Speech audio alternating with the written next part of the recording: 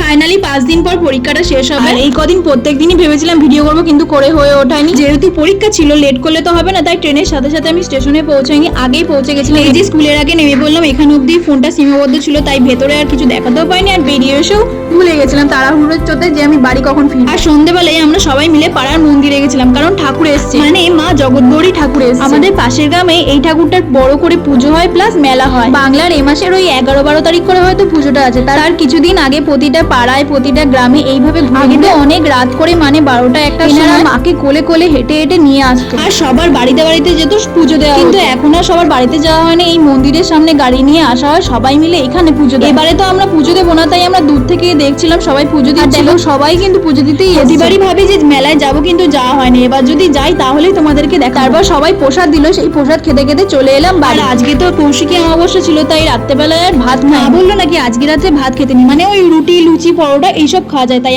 আমরা লুচি, আলু তরকারি আর সিমুই দিয়ে রাত্রে ডিনারটা কমপ্লিট করলাম। টাটা।